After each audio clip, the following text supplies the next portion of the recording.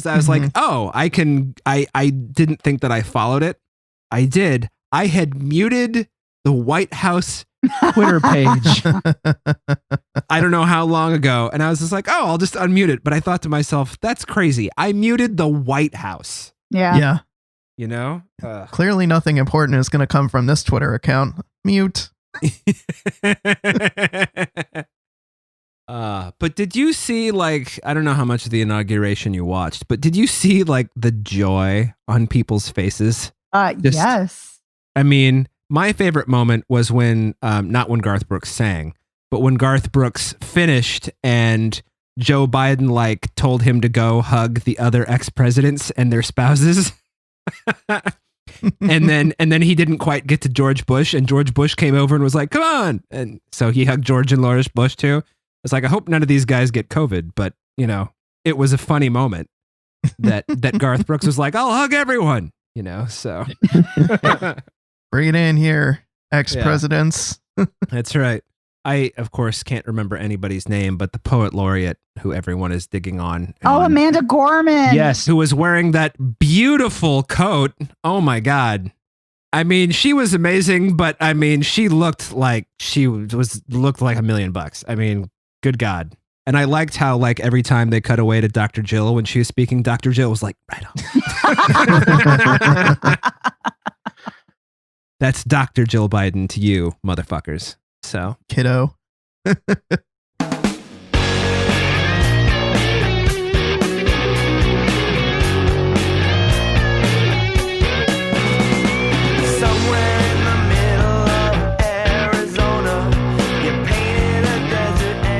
Welcome to Spoiler Piece Theater, the podcast that doesn't give a shit about spoilers. We just want to talk about the movies. My name is Evan Crean. I am co-chair of the Boston Online Film Critics Association and co-author of your 80s Movie Guide to Better Living. My name is Megan Kearns. I'm a contributor to Edge Media Network, and I too am a member of the Boston Online Film Critics Association. My name is David Rydell. I sometimes write for the Salt Lake City Weekly, and I'm a member of the Boston Online Film Critics Association, and it's actually pronounced Riedel. Thank you. David Rydell, like the high school. Great. I'll never forget how to pronounce your last name. You know what makes me most angry about that is that they're not even spelled remotely similarly. They have an R. They both have an R and an L.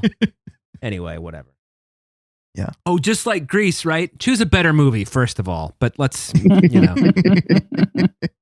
Anyway. Well, we are not going to be talking about Grease on the show this week, but we are going to be talking about some movies that are coming out. I should probably start out by mentioning that this week on our Patreon, our exclusive audio for Patreon, we talk about A Patron's Choice, which is Barry Gordy's Last Dragon. And if you want to check that out, you can go to patreon.com/spoilerpiece, join our Patreon. And each week you can get exclusive audio like this week's episode. And this week on our show, on our main show, we're going to be talking about Outside the Wire. We are going to be talking about Breaking Fast, Identifying Features, and The White Tiger. But before we get into the show, wanted to give a little plug. Megan, you were a guest on the podcast recently. You want to just tell our listeners about that? Yes, I was a returning guest on the Screenfix podcast, the wonderful, great podcast hosted by JC and the Lady Wan, who are wonderful and lovely. And we talked about Wonder Woman 1984 and how to make it an even better film. You mean better? You mean good at all, right? Yeah. You know, I was now, Dave. There's no need to relitigate. Sorry, I was on I was on Screenfix a couple episodes ago, and I forgot to mention that, you know what I really like about that show, aside from it's just a fun show? I like the way that JC talks like this a lot. And he gets, Megan Kearns from Spoiler Piece Theater. What do you think for your second fix? Yeah. It's like ASMR, but they also fix movies. So yes. Yeah. If you get the tingles, listen to the Screenfix pod, I guess. I don't know. Even if you don't get the tingles. Yeah, exactly. So definitely check out Megan and Dave on recent episodes of the Screenfix podcast. But this week, Megan and I are gonna start by talking about the Netflix film Outside the Wire. Oh boy, yeah, Oh, we this are. is a Netflix movie? Yes. Oh, I could have watched this then. I thought, oh, damn it. We told you. I in my defense, Megan, you know I'm an idiot. So I can't. The old idiot defense. Yeah. I know that ignorance is not an excuse for most people, but for me, it's always an excuse. So just, Well, if it's any consolation, Dave, you didn't miss anything. Oh, okay. Yeah. That is a consolation, actually. Good. Yes. Yeah, you didn't miss much, other than I would say yet another sci-fi movie in recent memory that would have been unwatchable but for Anthony Mackie. I feel like his performance in this movie for me made it much more watchable than it would have been otherwise. And I don't know, I just like watching Anthony Mackie. He's a good performer and he just really leans into it. I agree and wildly disagree with you.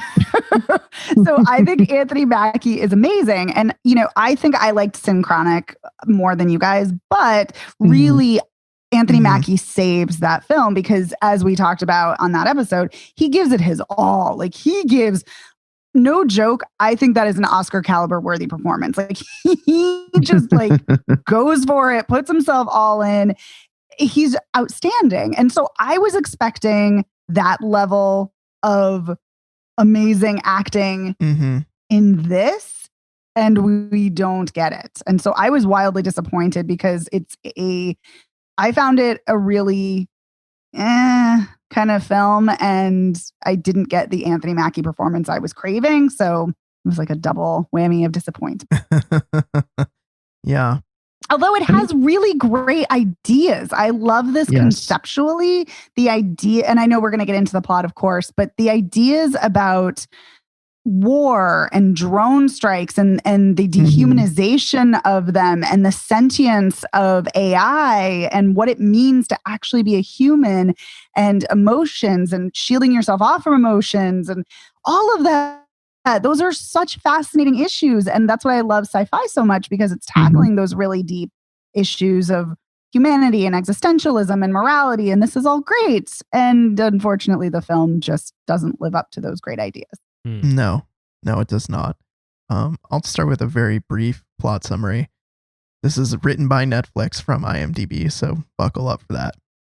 When disgraced drone pilot Lieutenant Harp Damson Idris is sent into a deadly militarized zone after disobeying orders, he finds himself working for Captain Leo, Anthony Mackie, an android officer tasked with locating a doomsday device before insurgents do. What? Yes. What? And the movie itself is kind of puzzling in how all of this fits together. There's just some things that just don't quite add up. But to give you a little bit more, the year is 2036. There is an ongoing civil war in Eastern Europe, specifically in the Ukraine. The US is embedded there in this kind of almost like demilitarized zone, calling themselves peacekeepers. And there's just this war that's been raging on for forever and ever and ever. And they've helped fight the war by using these robot soldiers called Gumps. And so the US has Gumps, the Russians have Gumps. And so it's there's the resistance and the Russians that are fighting each other. And then the US is kind of stuck in between. And so, yeah, we have our drone pilot who's just been part of a mission where he was ordered not to fire on this tank or truck that had a missile launcher on it because there were men on the ground. He does it anyway because he thinks it's going to save more lives. It kills 2 people. Kills 2 American soldiers, but then the rest of them are able to survive. And so as punishment, he's sent on this mission to go with Anthony Mackie. And there's more to it than that, but that's just the broad strokes of this movie. Interesting. Yep. Which is to say, not interesting. Yeah. I mean, you haven't spoiler pieced me into wanting to see it so far. I mean, I doubt that anything that comes after this will. Because it only gets muddier from here. Wow. So Anthony Mackie is leading this covert mission, and it's never clear. In the beginning, he's we got to go in there and deliver some vaccines. And then while we're in there, we got to stop this, warlord guy from getting his hands on this. It's like a nuclear key, basically, that will arm all of the leftover missile silos from the Cold War. No idea why the same fucking key works after all this time, but he's going to get it, and he's going to, trigger all the warheads, and then he's going to, be able to nuke the US or do basically whatever the fuck he wants and hold the world hostage. So you and me have to go in there together and stop it. And it's only us, and we have to do it in a limited amount of time. Why is there a limited amount of time? Because it's in the script. Reasons? Yeah. I mean, not necessarily. I'm gonna give in the film's defense. It's not just like arbitrary reasons. It's a matter of that he's going to use them as soon as he gets access to the nuclear silos. So so they want to beat him. They want to get to them as soon as possible so they can prevent him from accessing the silos. That makes a little more sense. Yes. I mean, there's lots of existential conversations, and which actually I think those are kind of interesting. Anthony Mackie's character talks quite frequently. His name is Leo, talks quite frequently with Harp, the drone pilot guy. And the drone pilot is very wooden, almost robotic himself. And so it's very, and when we meet Leo, we don't know, I mean, unless you read the premise, we don't know that he is a cyborg. We just think he's a human, and he's listening to music and he's enjoying it. And it's very clear that he seems to have a lot of emotion. So there, it's in theory interesting to have this emotive feeling cyborg AI and then this very robotic wooden actual human who he's very misanthropic, and he despises humanity because he talks about how humans are stupid and make mistakes.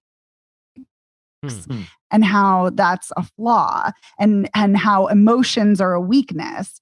So it's kind of interesting, the tension between them. And Leo keeps talking to him about how, these are the ramifications of your actions. Like, he takes him and he meets with Emily Meacham, who is an arms dealer, and she talks to Harp, and she's like, and they see orphan children, and he asks them something about like where their parents are, and she's like, well, this is your handiwork. She's like, these children were orphaned after a drone strike. And so Harp is seeing firsthand what the ramifications of war, specifically drone strikes, do, because he had never seen that before. He'd always just been, kind of safe in his office, if you will, like behind a screen. And so seeing war up close and the damage it causes, and he starts shaking, he's having flashbacks, he's having trauma while he's in war zones. And so that's really interesting. And I like that the film does that. Yeah. I think that's effective. That's an effective element.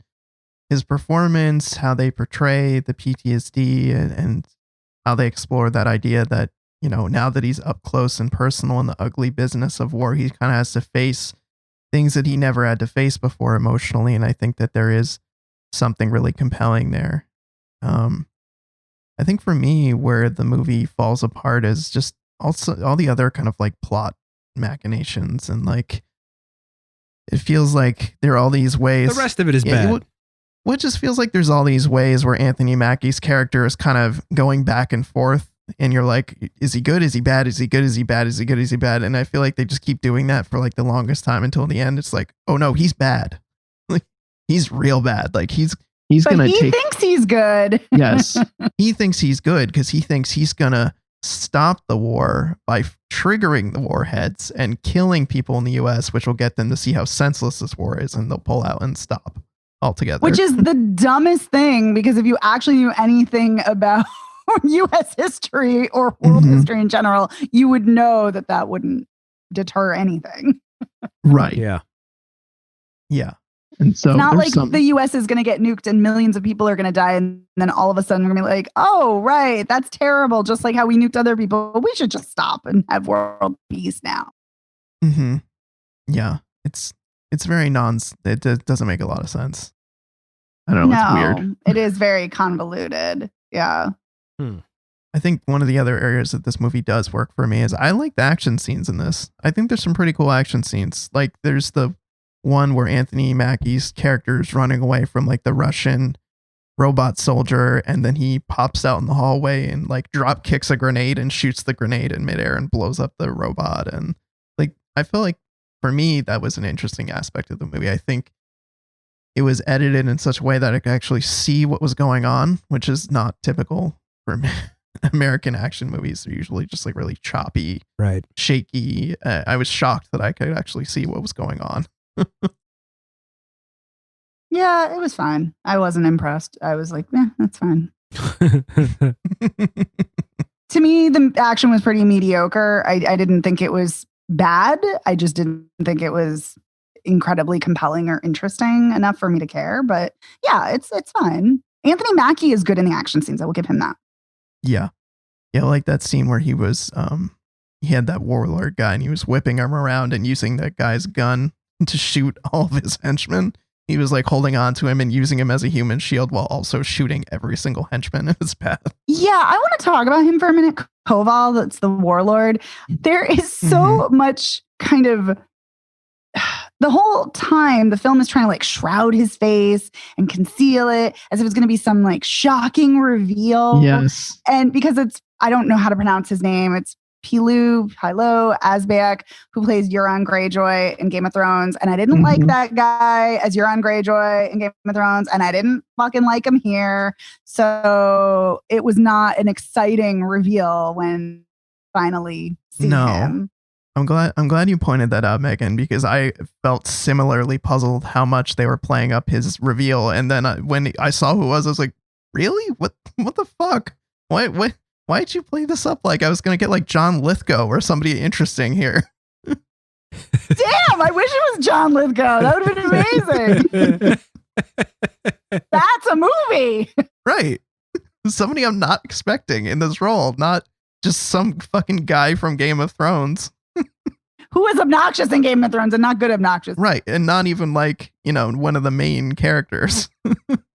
Right. And we've seen his face like earlier in the film, but like I said, they're trying to sort of kind of conceal it. And anyway, it was annoying. Yeah. This movie, I agree with you, Evan, that there are too many convoluted parts of the plot and components. And And I just I didn't care. I didn't care what happened to any of them at all. Nope. Like, kill them all, don't kill them all. I don't even care. Yeah. Escape in your Dodge Stratus for all I care. I don't. Yeah. And it's unfortunate. So I didn't think that that Damson Idris, I hate to say this, but I didn't think he did a great job. I was fine. He was okay, whatever. But Emily Beecham can be really good. And Anthony Mackie, as we discussed, we love him. He's always great. Yeah. And I just was really disappointed. So that's really, for me, what sums it up is disappointment. Yeah. Well, then perhaps we should move on to something less disappointing. I don't know. You both saw Breaking Fast, which I'm curious to hear about because I did not have a chance to see it, unfortunately. Well, your loss. Yeah, I was being sincere. Yeah, me too. No, this was charming and delightful. I adored this. Yep. Hey, I have the two sentence IMDb, whatever breakdown in front of me. Shall I read it? Do it. Yeah. Mo, which is also a joke in the movie. Mo, a practicing Muslim living in West Hollywood, is learning to navigate life post-heartbreak. There should be a hyphen there. Enter Cal, an all-American guy who surprises Mo by offering to break fast with him during the holy month of Ramadan. And that is all true. That is all true. It's a good movie. I thought some of the, other than, I don't have any, I thought some of the performances were on the stilted side, but otherwise, I dug it. I dug it. I thought that, generally speaking, I don't know how to pronounce his name. Haz Sleiman? Is that how you pronounce it? Sleeman? If you remember the Visitor, he's been in a lot of things, but what a lot of people would remember him from is The Visitor with Richard Jenkins, the Tom McCarthy movie. And then Michael Cassidy, was he on? He was on The OC. That's right. Because I kept watching, because I've seen The OC, and I'm like, where the fuck do I know this guy from? And then it was The OC. He's in this season with Olivia Wilde. Because I don't forget Olivia Wilde ever. So This is true. yeah. So anyway, the movie opens with Mo's then boyfriend. It's Ramadan. Mo's then boyfriend is not out to his family. Mo's out to his family, and his family, right down to his very his immigrant family, and they're like, "You're gay, and it's awesome." So it's they're so supportive. It's so lovely and nice to see. Yeah. And then his boyfriend, though, does not have that luxury or benefit. I don't need luxury is not the right word. He doesn't have that circumstance. So he gets a text that from one of his cousins on like the first night of Ramadan, or it's during Ramadan. They're breaking fast. It's the last night. It's the last. Oh, it's the last night. Okay. And he gets this text that's like the cousin's gonna out him. So he's like, I think I'm gonna like marry a woman and stay in the closet. And Mo's like, you're gonna do fucking what? But he's like, but Hassan, his boyfriend at the time, is like, no, don't worry, it'll be fine. We can still be together and nothing will change. And Mo's like, Mo's like, yeah, everything changes. He's like, I'm not living that lie. Bullshit, So they break up, and then it's a year later. It's the next Ramadan, and Mo's best friend is Sam. Is that his name? Or is that the boyfriend's name? I can't remember. Oh, Cal becomes the boyfriend, or not really the boyfriend. Eventually you realize he will be the boyfriend, and but you're not supposed to have impure thoughts during Ramadan, so there's no hanky panky, and there's etc. Because Mo's very devout is part of the thing. So one of the things that's cool about Cal, or as Sam, Mo's best friend, calls him over and over for no reason, Val. Keeps calling him Val until the very end of the movie. Cal grew up in Jordan mostly, and so he speaks Arabic, and so he's like, yeah, I know how to make the tabbouleh, and I do it without stems, so I'll fucking make it, and you'll eat the good tabbouleh, and there you go. And I'll come over and I'll break fast with you, and you'll help me learn lines for the scene because I'm an actor, and then they just kind of have this. It's just, I mean, I wouldn't say that it's a comedy, but it's like a drama that's funny. Does that make sense? It's not like it's not it's not like a comedy that's dramatic. It's a drama that's funny.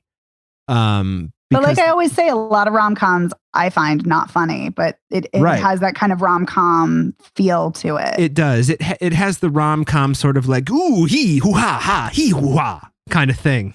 That rom-com, and there's lots of montages, which I love a rom-com montage. And there's like, oh, you're gonna see me naked, but it's Ramadan, so drop, like my towel fell off, so you bend down to the floor with me, and I'll pick up the towel and then wrap myself up, and you won't see me naked. It makes sense when you see the scene, but it doesn't make sense. It's kind of cute. It is kind of cute because Mo's like, no impure thoughts, and Cal's like, I think I felt your impure thoughts on my leg. And he's like, oh my God. He's like, no, I'm kidding. I was just doing that to make a joke. And he's like, oh, okay. I'm going to go put some clothes on now. And then Sam's dating this white guy who's an idiot.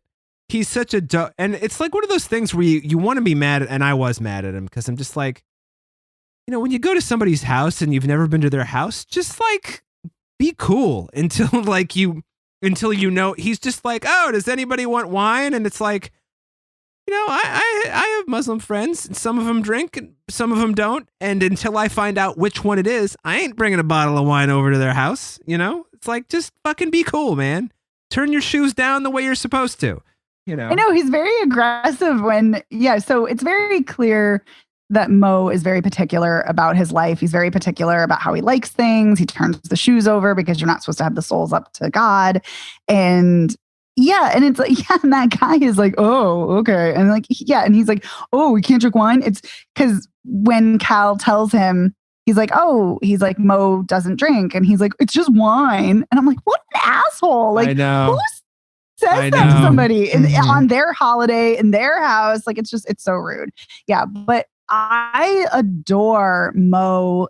First of all, I love Haz Slayman. I think he's great. I think I've liked him for a long time. I think he's wonderful in this.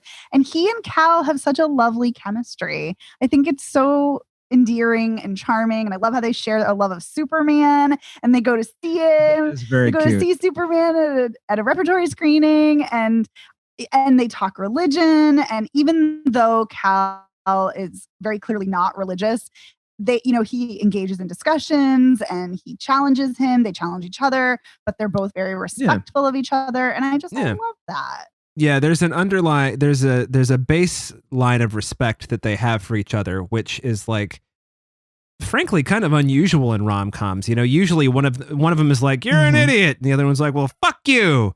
But there's like, nah, it's like, I don't practice, but I understand why you would. I know why it's important. Like, I grew up in Jordan. It's cool, And Mo's like, "Oh, how weird for a white guy to say that." And then when you meet the other white guys in the movie, you're like, yes, it is weird. But I love that there's this conversation kind of throughout the film about stereotypes and making assumptions. And because Mo makes all these assumptions about Cal, that like he's just a player and he gets all these guys. And Cal's like, yeah, no, that's not really it. And he's like, I would think you as a gay Muslim man, here in LA would understand that, that assumptions don't feel good. And it's a great conversation. And I love that. And I love that the issue isn't really between Mo and Cal. That's not the tension like in a normal rom-com. I love that the tension is really Mo with himself, with letting down his guard because he doesn't want to be hurt again because he was so devastated by Hassan and his kind of rigidity around protecting himself. And I love that his grandmother died. And I love that too, that like he calls her on to like talk to her, to leave messages on her voicemail, but she's passed away. And it's so sad, but it's so sweet. Oh, yeah, it's also really tender and sweet. But there is a really sad moment when he really needs to like just like let out some of his feelings, and he calls her phone number and the mailbox is full. And I was just I was actually not expecting that. And I was just like, oh my God, poor Mo. And then one of the really strong moments in the movie, I thought, is when Mo and Sam, his best friend, who is, how shall we describe Sam? Flamboyant. Let's put it that way. They have a huge fight at that dinner over, cause Sam is, I mean, you don't actually know whether Sam is a believer or not, but Sam doesn't practice. And Sam is right. And they have very different ideas about, how Islam works. And Sam just is just like, no, fuck you, man. You're always like, you're like, Islam doesn't do this. Islam doesn't do that. It's like 3 guys in the country my parents are from were thrown off a roof last week for being gay. Don't tell me. And Mo's like, but that's not Islam. And Sam's like, but it is. So they have this big fight, and then they start screaming at each other in Arabic, and Sam goes in tears, and then turns out he's got a brother who's in a coma, and there's that whole thing. So it's like, oh my, this movie just fucking got dark. I was just going to say, I love that Sam and Mo they're both 100% correct. Right. Like right. Mo is absolutely right that in the Quran, there is nothing that says you can't be gay or can't be queer. But Sam is also 100% correct that people use, homophobia or hatred or killing in the name of Allah or in the name of religion all the time. So they are both absolutely correct. And I love that we see each of their perspectives. And really, it all comes down to Mo needs to let down his guard and listen more, to other people. And I love that really that's the struggle. Yeah. It's an internal struggle. And I love that. And I love that he has this close friendship and close family and this blossoming romance. And then I also love that. So Hassan has been trying to reach Mo and he doesn't want to talk to him. He's blocked him on every app. And then they finally do talk at the end of near the end of the film. And I love that. And I love that Hassan really wishes the best for him. And he's like, I just want you to be happy and you deserve to be loved. And it's so beautiful and it's so lovely. And everything about this film, from the shots of beautiful food. Man, the food. I was just going to say, generally speaking, I love Middle Eastern food. And I'm watching this movie going like, God, like all these egg dishes like that I've had like once. I want to have them all right now. And Lebanese food is so good. Because that is where Mo is right. from. Mo's from Lebanon. But this is written and directed by Mike Mosalam, and this was this is his feature film debut. This is an extension of his short film on this, and he is an out gay director and writer. And this is just very clear that this was a film of love, that this was a passion project, and this is something, I don't know if it's his personal story or not, but it's very clear that this is a story he feels very strongly about, and it's just, to me, it shows on screen, and I loved it. He definitely has a passion for the material wherever the idea originated. One thing I wanted to say that I also really liked, that I think a lot of rom-coms, I can't believe I'm calling this a rom-com because it's not, but let's just call it rom-com. A lot of rom-coms have that problem now where the characters tell you what their personality traits are. It's like, oh my God, I'm always eating chocolate because I'm neurotic. No, you're eating chocolate because that's how you're written and it's lazy, but fine. This movie takes great pains to let you know throughout the movie that Mo has always been guarded. And it's just sort of the Hassan thing that put him over the top for being completely closed off to, outsiders' perspectives or whatever. So it's just, and it's subtle, and it takes place over the whole movie. And it's like, so when Sam and Mo have that fight at the dinner table, you're like, well, this makes sense because you can kind of see from the way they lead their lives how this would happen. And because good friends, I feel like, you have fights with your good friends sometimes, so it felt very genuine to me when just like, a couple of decades worth of just like, you gotta be fucking, like, I've bit my, you can just kind of like hear one of them in the back of his mind being like, I haven't mentioned this for 18 years and tonight it's all coming out, so. Spilling forth. That's right. And I love that they switched to Arabic when they got they left the table so they wouldn't make the other two guys feel even more uncomfortable than they already did.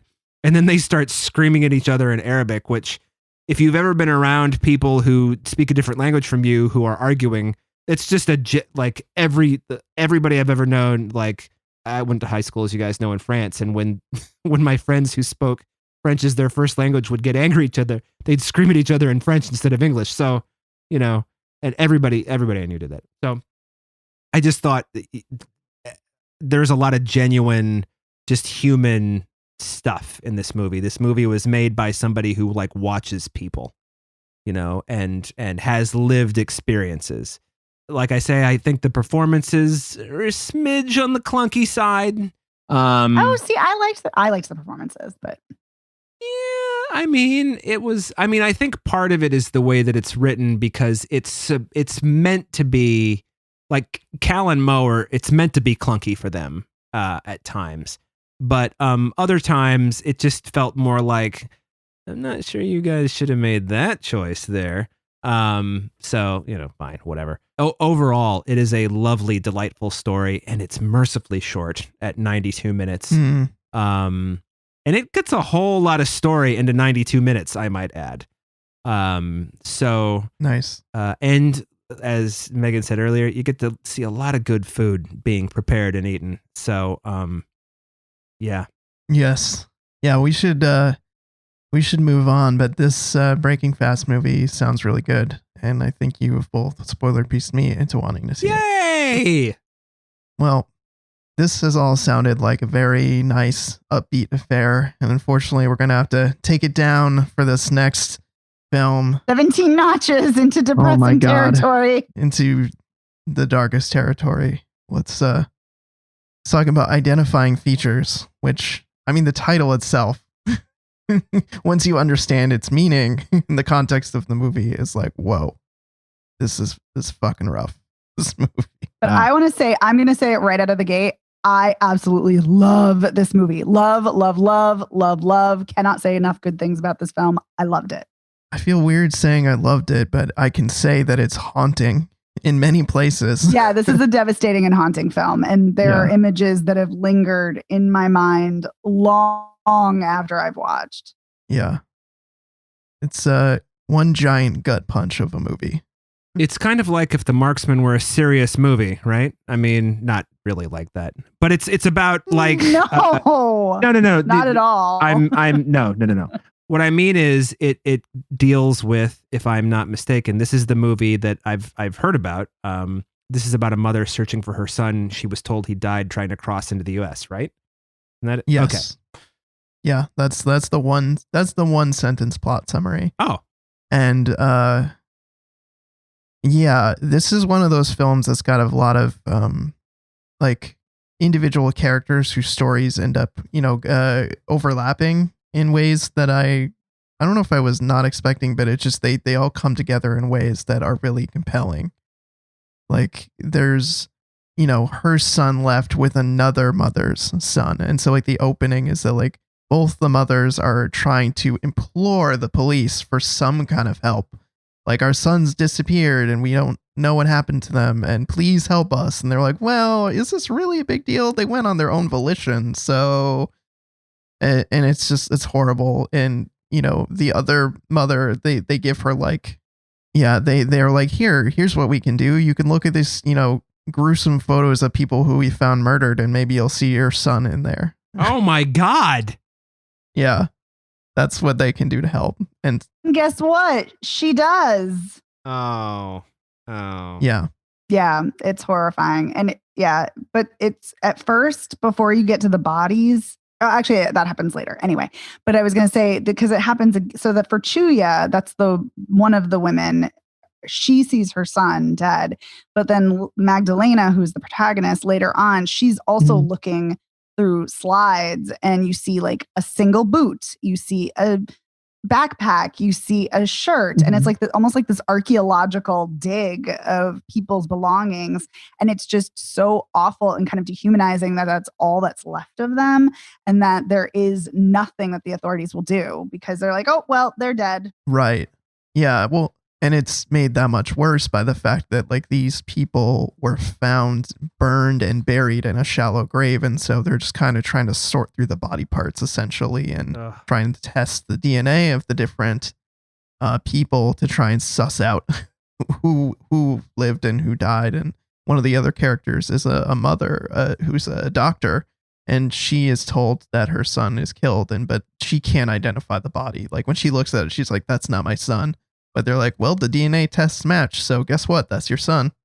Oh boy. And she meets Magdalena, and she actually encourages Magdalena to keep going and to keep searching and to not trust the authorities, which ultimately turns out, well, turns out what? She does find out what happens to her son eventually, but she goes on this like really long quest, which is very dangerous and harrowing in so many different places, because she has to journey into this town that's controlled by the cartels, and it's just it's a harrowing journey. And she meets this guy Miguel along the way, and he has been recently deported from the US, and we see him released back into Mexico, and we follow him, and he's from this town that she's told, there was a bus that was attacked. There was this old man that survived. He lives in this town, Ocampo. He might be able to tell you what happened to your son because he got, ambushed on this bus route, and he was the only survivor, one of the only survivors. Like, you should go talk to him and see what happens. So she runs into Miguel, and they go off together, and it's just, it's just heartbreak after heartbreak. Like, it is, but I want to back up for a second because the way she finds that information out, I think, is really fascinating too. Because she goes to the bus depot to try to talk to a bus driver to see if her son was assaulted or harassed or something like that. And again, no one will help her. And then she's in the bathroom, and a woman comes up to her that she does not see, and we don't see her. We only see her hand. And that's actually a recurring theme, is that anytime Magdalena or the other woman who's the doctor talks to any authority figures to try to get help, we never see their faces. They're either obscured, they're blurred, they're off screen. And that's I feel, very intentional theme, as is blurred images, blurred frames, lot of obscuring. There's a close up, an extreme close up of an eye surgery. There's another character later in the film who has a cataract eye.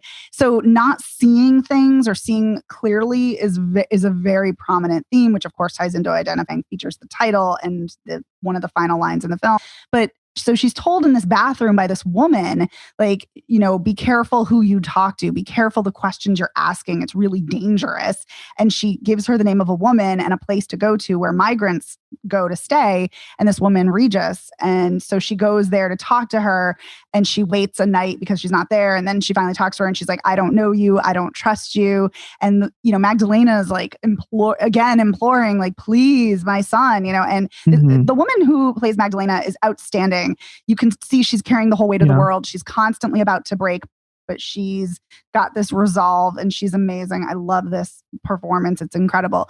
But so Regis finally helps her and tells her, and that's when she tells her about Alberto Mateo, who survived, and to go to La Fraca, which is this community off of Ocampo. And Ocampo is where all the violence and missing people and cartels are roaming. And so she's got that whole quest. And then we see Miguel's difficulties separately after he's deported and he's trying to get to Ocampo, but nobody goes to Ocampo anymore.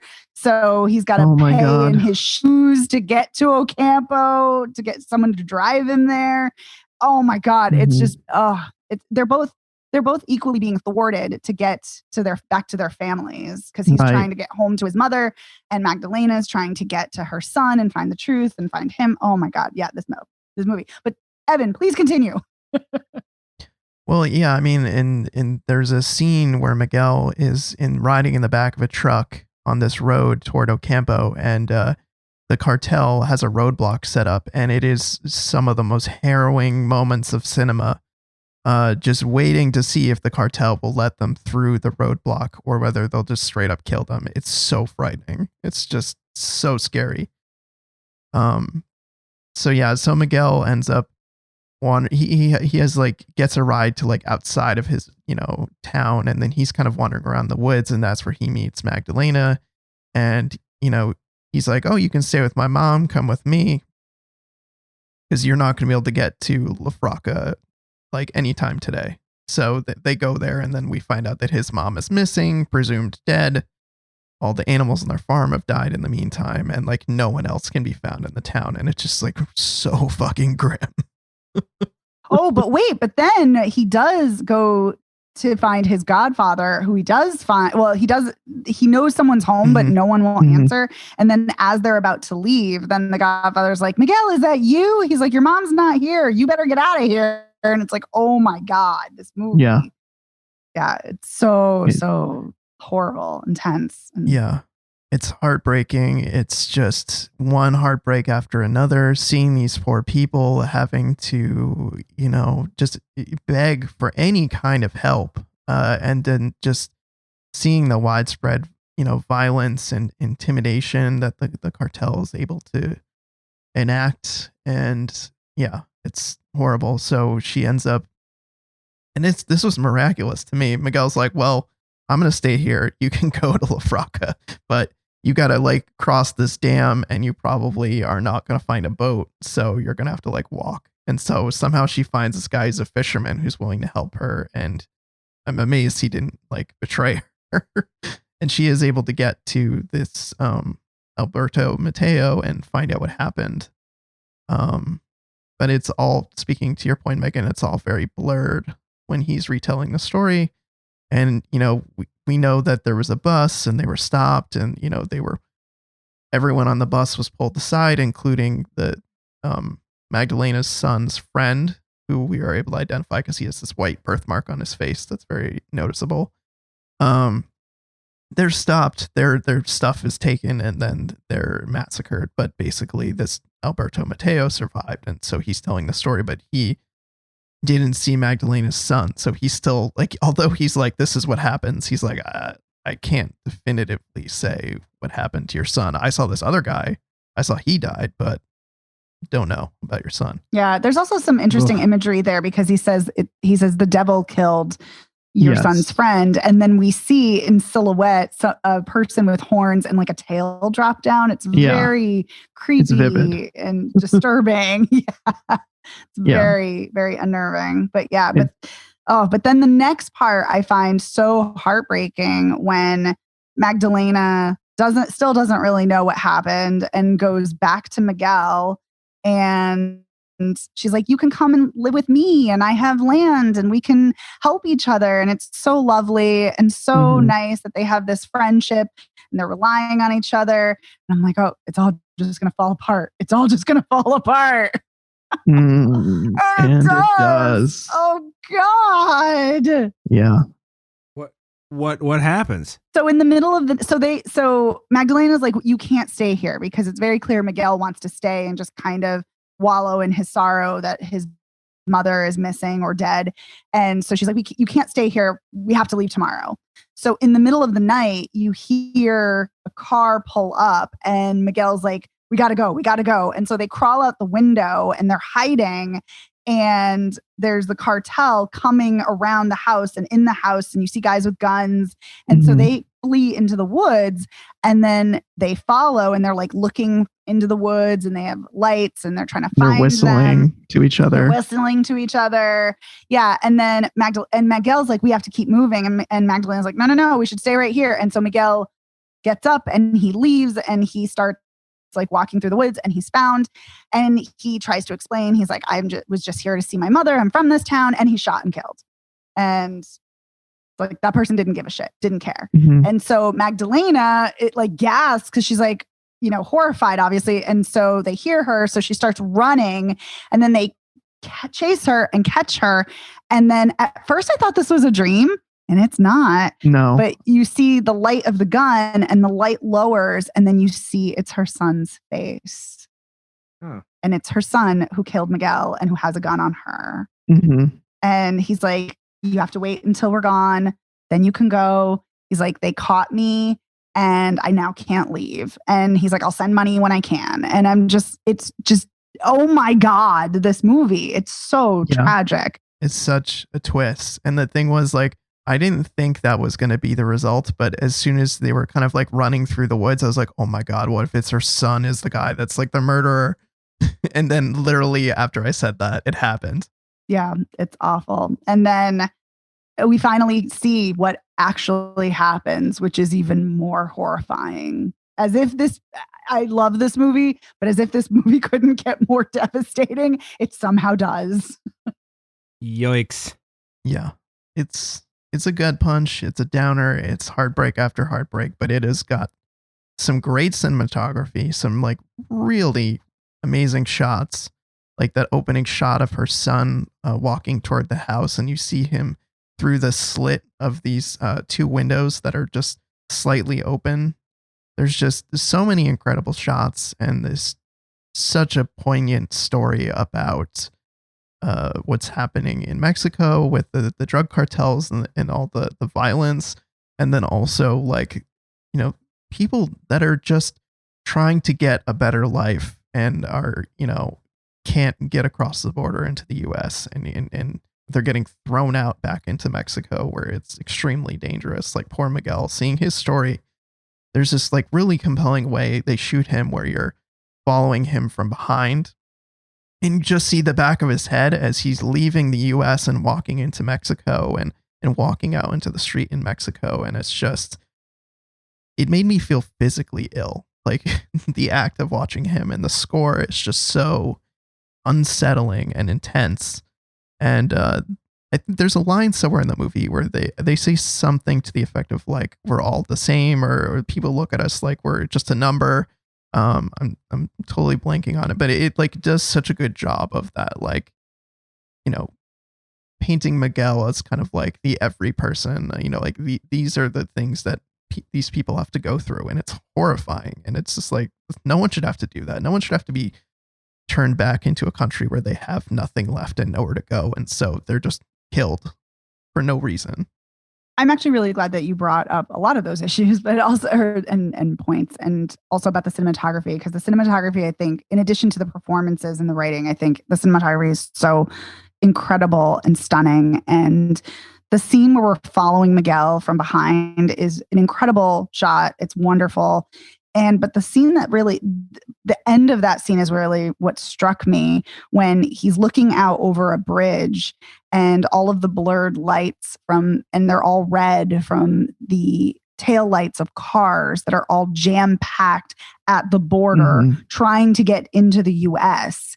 And we hear over an intercom, have your visas ready, have your, passports ready. And it's just, he's so devastated that he was, deported and can't go back. And it's just horrible. And a very similar scene also happens with Pedro, Magdalena's friend Chuya, her husband, who drives her to the US initially. And they stop and there's these gorgeous blurred lights. And he talks about, I don't know why my son left. He had a job here. He had a, great life here. Why did he leave? And, Magdalena says he wanted to find his own way. And that's the thing. They're kids, and anyone should have any right to do that. They should be able to go wherever they want. And yet, if they make it into this country, it's a country that we're a country that's racist and white supremacist, and it's just we make it so hard for immigrants of color to be here, especially Latinx immigrants. And then that's if they even make it, getting out of communities that are so dangerous because of cartels. And so, it's just this is incredible. And this was directed by Fernanda Valadez, and she also co-wrote it with Astrid Rondero. And in the press notes, Fernanda Valadez talked about how she's from Mexico, and she talked about how, she was kind of horrified reading about her country and reading about these instances of people missing and, being killed. And, and she just felt compelled to tell this story. And I'm so glad she did, because this is such an important story to tell.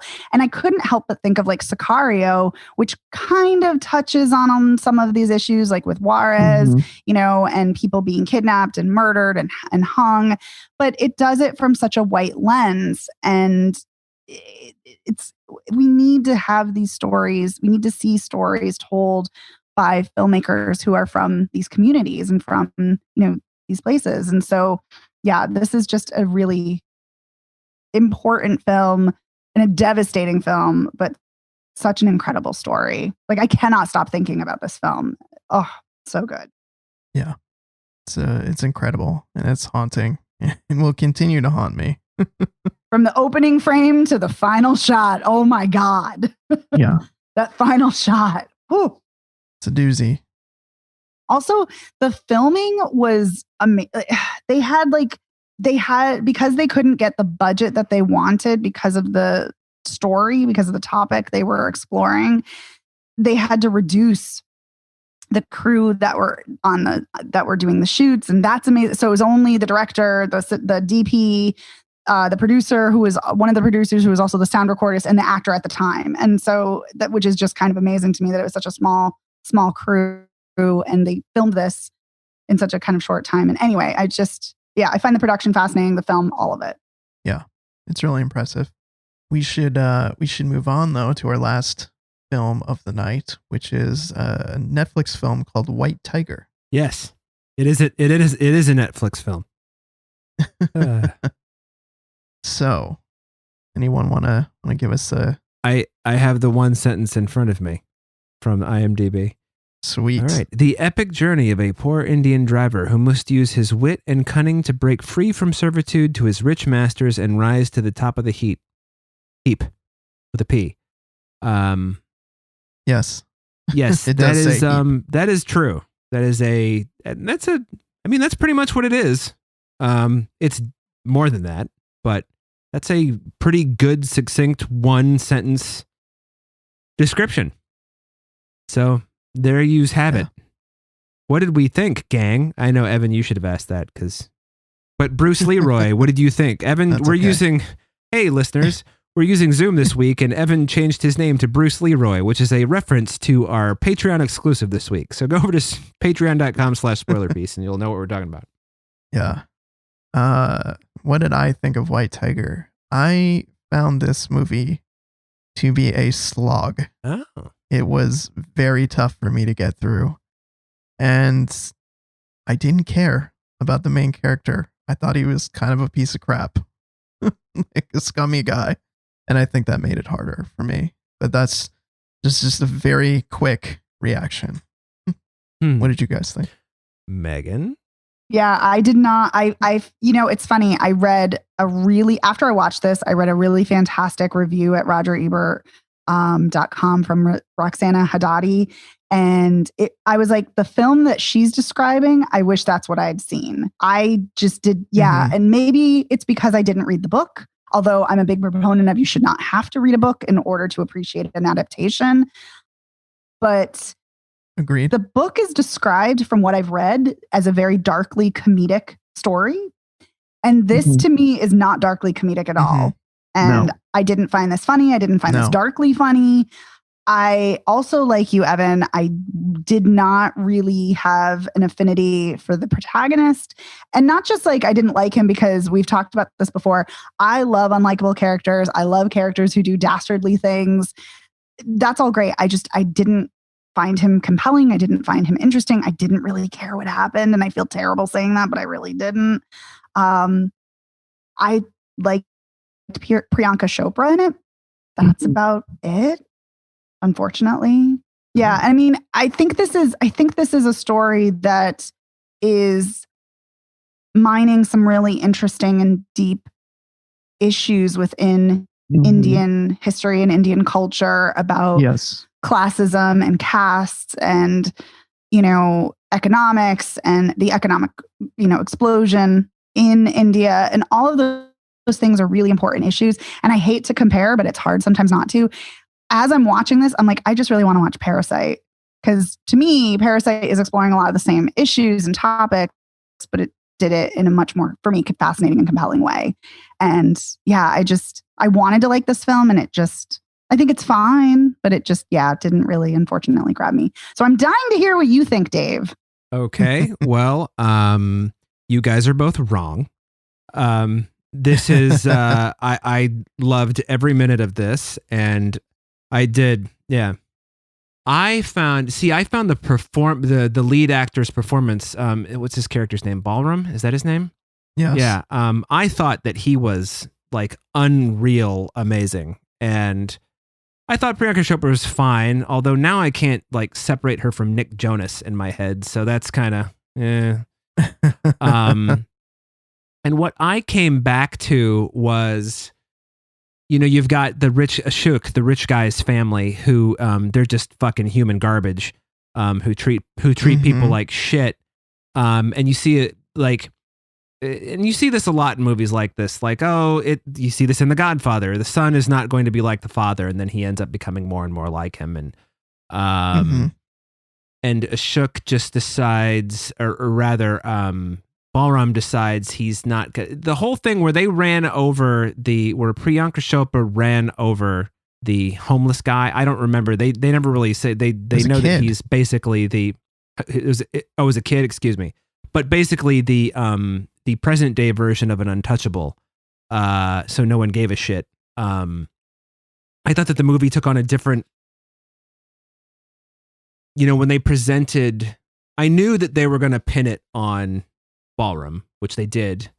And it was just interesting to me how he decided he was going to play that after he signed that paper saying that he took responsibility for the accident. And what I liked about this was that Balram is not necessarily smarter than any of them, but he ends up being more ruthless, that's the angle that I appreciated.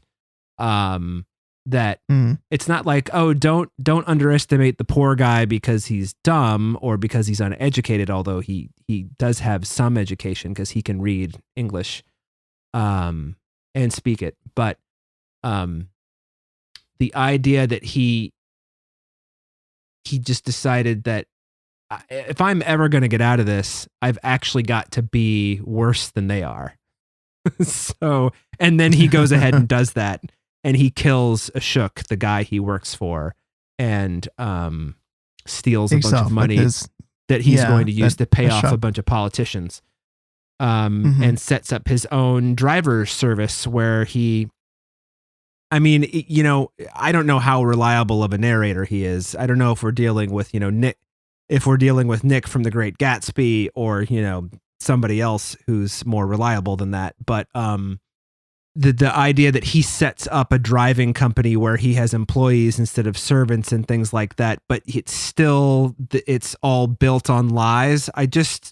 And he knew that it was built on lies, and then he had taken in his nephew or cousin, or I can't remember what the kid was now. And the kid was, you know, kind of behaving in the same sort of rich brat sort of way that Ashok must have behaved. And he was like going into that lifestyle, but he's just like, fuck it, this is what you got to do. I don't know. I just liked how deeply cynical it was. Yeah, it is very cynical and disturbing, which is fine. That's fine. I didn't have a problem with that. I feel like to get there, I didn't find it super interesting, unfortunately. And I personally didn't buy the fact that he's super ruthless. Like, I know that there's that scene where he snaps at a homeless woman who's asking him for money, and he's nasty to her and he's freaking out. But I didn't really buy that. And I just didn't buy his turn, if you will. I will say the best scene I think that Ballroom is in is when they want him to sign the papers confessing or admitting that he was the one who drove over that kid, and and he's like, what? And like his eyes are just welling with tears, and he's trying not to cry, and he goes into the elevator and pinches himself so he won't cry. Like, that's just a devastating scene. It's really sad and horrible. Yeah. I was not a fan of the framing device of him writing that email to the Chinese premier who's visiting India. I thought that was terrible. That was stupid. I'll give you credit for that. I hated all of the voiceover because there was just way too much of it with him writing this email. And then I hated how this movie broke the fourth wall multiple times, including the ending. I just thought that was so obnoxious, especially after like making me sit through this like slog and then like just being really cheeky in the last moments. Just really annoyed the shit out of me. I think that's what I kind of appreciated about it. I am not a big fan of fourth wall breaking. And as you know, one of my favorite movies of a few years ago was that French movie Breathe. And like, you've got 90 minutes of perfect movie ruined by 3 seconds of the character breaking the fourth wall right before the credits roll. I just liked how the whole movie was just kind of nasty, and I did buy the ruthlessness, because he's ruthless from the beginning. You know, he sells out the number one driver because he finds out he's a Muslim working for, you know, a Hindu family. And so he uses that to his advantage. So he's clearly got this malevolence in him from the beginning. Oh, I agree with you, because he's written that way. That's my point. He's written to be that way because the book is written that way. And the writer-director who adapted it, he continues that theme and the framing device and all of that. I don't believe the actor who's playing Ballroom that actually has that turn or is actually malevolent right from the jump. I just don't. I got it. Well, you're wrong. So... But yes, I know you don't think I'm right in the rest of it. Yeah, I mean, I just, you know, I mean, to Evan's point about it being a slog, I can see how, like, if you're not into its vibe, and I'm generally not a voiceover person either, although and I thought the framing device of the letter to the, you know, to the Chinese premier was dumb, but at the same time, once it divorced itself from that, and then it was just voiceover as opposed to him sitting at the computer writing it, it worked better for me. I just, every time you thought Ashok was going to be a decent human being, and he turned out to just be the fucking most worthless piece of shit, probably even more than his father, because Ashok put on airs of wanting to be different, where his father's just like, fuck it, I'm an asshole. And Ashok's like, no, I believe I'll change India, whatever. And then he's just awful. And then the way that, what's her character's name? Pinky. The way that, you know, she clearly feels guilt about what she's done, but she still is like, fuck it, I'm going to save myself. Here's 9,300 rupees or whatever, however much it was, 92,000. and I'm leaving in the middle of the night and you're driving me, even though like I basically just sold you out. I loved all of that shit. Yeah, same. I think there were some really rich themes that the movie was trying to tackle that I think could have been really compelling. But for the fact that I just found myself so miserable the entire time between the framing device, the fourth wall breaking, and just, the lead performance, I think just made me not care. I wasn't convinced and I didn't care about our protagonist. And that's a brutal combination of things for a movie that's like, what was it, 2 hours and 5 minutes or something? I don't know if that counts the extra 5 minutes that Netflix always tacks on when they tell you all the different actors who played all the different languages that they've worked it in. But that's fine. We don't have to agree on everything, So no, like I said, I'm glad that one of us really liked this a lot. So let's do a quick recap here. Under the Wire, would we say see it or not, Megan? You mean Outside the Wire? Yes. I wanted to call it Under the Wire. That was a better title for the movie. I would say skip it. Yeah, I'm in agreement on that. Sounds like it is a thumbs up from the both of you on Breaking Fast. Yes, definitely. I know we would definitely recommend Identifying Features, even though, oh boy, it's heavy. And then White Tiger, I think it sounds like we would say don't see it, Megan, but it sounds like Dave is it's a split decision. Right? You guys win in a split decision, but if we were scoring boxing rules, that is. So, But yeah, I mean, you like listen to what we said, and if it sounds like it's up your alley, go ahead. And if it sounds like you agree with the naysayers, then it's not up your alley. Fine, don't watch it. And then you can see Outside the Wire and the White Tiger on Netflix. You can see Identifying Features on VOD, but it's also playing, I believe, at the Brattleboro Virtual Cinema, so you can check that out. And Breaking Fast, where is it? That's VOD. VOD? Cool. All right, so those are the places you can see the movies. Like to say a huge thank you to our editor, Otto Clamor. Otto, thank you for making us sound awesome. And hopefully we'll still sound awesome recording on Zoom this week. Yeah, new audio, kids. So thank you, Otto. You rock. And you can find the show anywhere you can get podcasts. But you can also find us over at our website, which is spoilerpiece.com. You can find us all over social media. We are on Facebook. Spoiler Piece Theater, and we are at Spoiler Piece on Twitter, Instagram, Letterboxd, and TikTok. And if you want to get in touch with us, there's a couple ways you can do that. You can email us, spoilerpiece@gmail.com. Tell us we're right, tell us we're wrong, just say hi. We'd love to hear from you. And you can also give us a call at 862-21-PEACE. Also love to hear from you there. Leave us a voicemail. Make the Spoiler Piece hotline ring. And if you like the show, of course, please rate and review us on your podcast platform of choice. You can go to ratethispodcast.com/spoilerpiece, and that will take you to where you want to go to do a review. And if you really, really like the show, please check out our Patreon, patreon.com/spoilerpiece. You can throw us some of your hard-earned cash to get exclusive audio, like this week's audio. We are talking about Barry Gordy's The Last Dragon, which is a choice, one of our patrons selected in our select piece tier. So you get exclusive audio, you can vote in monthly polls, all that good stuff. And we just want to say a huge thank you to all of our patrons. Yes, we want to thank Bill Scahan, Bob Chipman, Charles Nash, Chris Wilkinson, Davida Margolin, Deirdre Crimmins, Christopher Jensen, Max Coville, Mike, Lord of the Sith, Rory Glynn, Sean Pensionar, Shauna Harris, Shelley M. McCaskill, Shona Glasgow, and Zach Pigeon. Thank you so much, patrons. Thank you, patrons. Thanks, patrons. And thank you for listening. Thanks for tuning in this week. My name is Evan Crean. I'm co-chair of the Boston Online Film Critics Association and co-author of your 80s Movie Guide to Better Living. You can follow me on Twitter and on Letterboxd as Real Recon. My name is Megan Kearns. I'm a contributor to Edge Media Network. I'm also a member of the Boston Online Film Critics Association.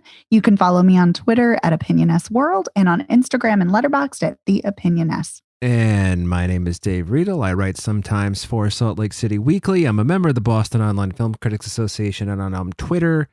Let me say that in English. I'm on Twitter, Instagram, and Letterboxd as Dave Sees Movies.